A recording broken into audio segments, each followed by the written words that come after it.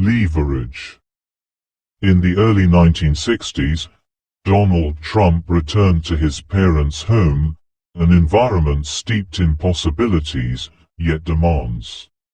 His entry into Fordham University was not merely an entrance into academia, but an informed decision within a social climate which preferred real connections over papered credentials.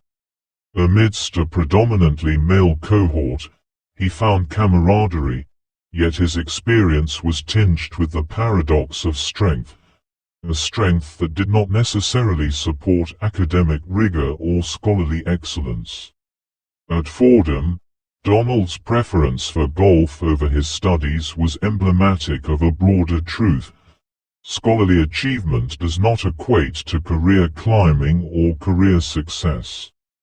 He navigated the university's social scene with a blend of charm and flexibility, relying on language smithing, that is, verbal exchanges to build relationships, rather than engaging honestly with the academic material.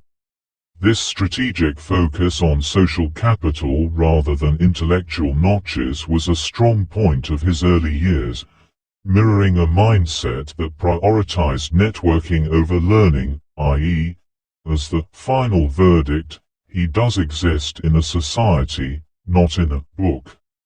In a pivotal decision, Donald transferred to Wharton, a move framed as a testament to his brilliance.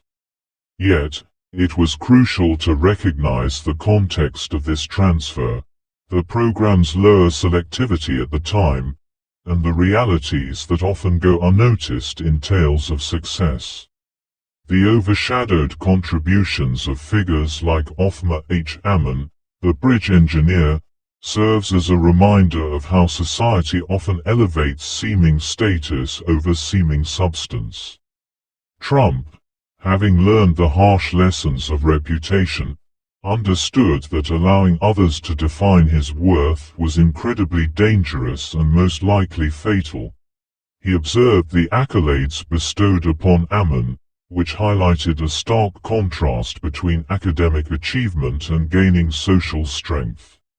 Moreover, Trump's worldview was curated by having social awareness and practical conclusions about the imperfect people around him, so as to navigate around them necessarily, an outlook he cultivated in response to subtle understandings, such as the social, public or community neglect of Ammon's contributions.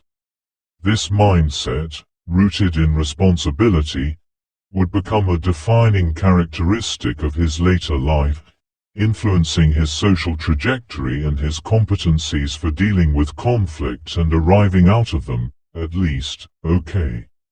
Fred Trump, Donald's father, had mastered the art of wealth preservation, strategically maneuvering through tax laws to secure his children's financial futures.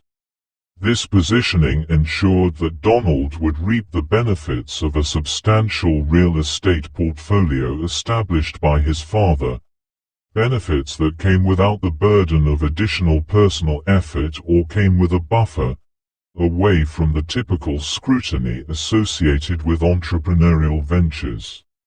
The knowledge was clear. Inherited wealth could yield significant returns. It's not in every case squandered and can depend on the person, and in Trump's case, inherited wealth has been a platform from which to amplify his personal brand.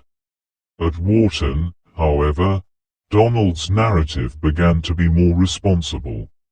He now epitomized functional isolation, engaging only meaningfully with his peers and offering as much knowledge of his past as was balanced or proportional and needed.